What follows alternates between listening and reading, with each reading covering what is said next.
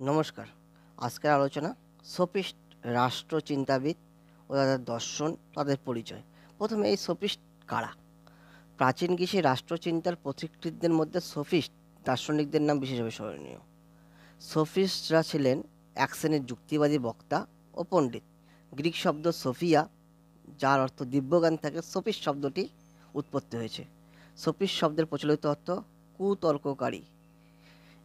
খ্রিস্টপূর্ব পঞ্চম শতকে আবির্ভাব ঘটে সোফিস্ট পণ্ডিতদের। গ্রিস দেশে, বিশেষত এথেন্সে গণতন্ত্র প্রসারের পর সমাজে সুবক্তাদের কদর বাড়তে থাকে।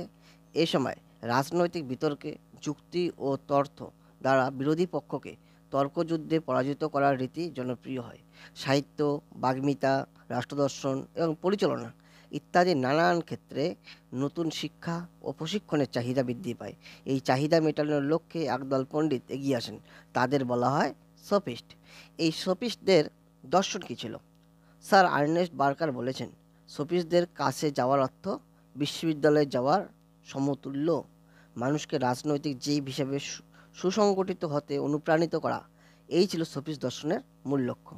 সোফিস্টদের রাষ্ট্রচিন্তার বিভিন্ন বৈশিষ্ট্যগুলো হলো: পাক সোফিস্ট দর্শন চর্চার কেন্দ্র ছিল প্রকৃতি, কিন্তু সোফিস্টগণ মানুষ ও মানব সভ্যতাকে তাদের আলোচনায় নতুন গুরুত্ব দেন। এদের মতে ঈশ্বর সকল মানুষকে মুক্ত ও স্বাধীনভাবে সৃষ্টি করেছে। প্রকৃতি কোনো মানুষকেই দাস শ্রেণীভুক্ত করেনি। সোফিস্টরা সচেতনভাবে কোনো দল বা সংঘ গঠন করেনি। তারা প্রত্যেকেই ছিলেন স্বতন্ত্র এবং ব্যক্তি স্বাতন্ত্র্যবাদী শিক্ষক। সোফিস্ট দর্শনে কোনো একমুখী বা তাত্ত্বিক অনুজ্ঞাও ছিল না। তাদের বক্তব্য রাষ্ট্রচিন্তা গুরুত্ব পেত।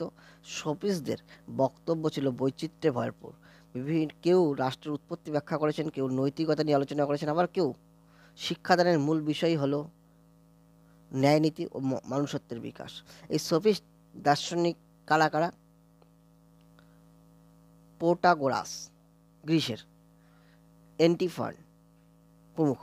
এই সোফিস্টদের সম্পর্কে রাষ্ট্রবিজ্ঞানী গেটেল বলেছেন, সোফিস্টরাই প্রথম ঘোষণা করেন রাষ্ট্র সামাজিক চুক্তি দ্বারা সৃষ্ট। এরিস্টটল আবার সোফিস্টদের অর্থলোভী, জ্ঞান বিক্রেতা, বুদ্ধিজীবী বলে নিন্দা করেছেন। ধন্যবাদ।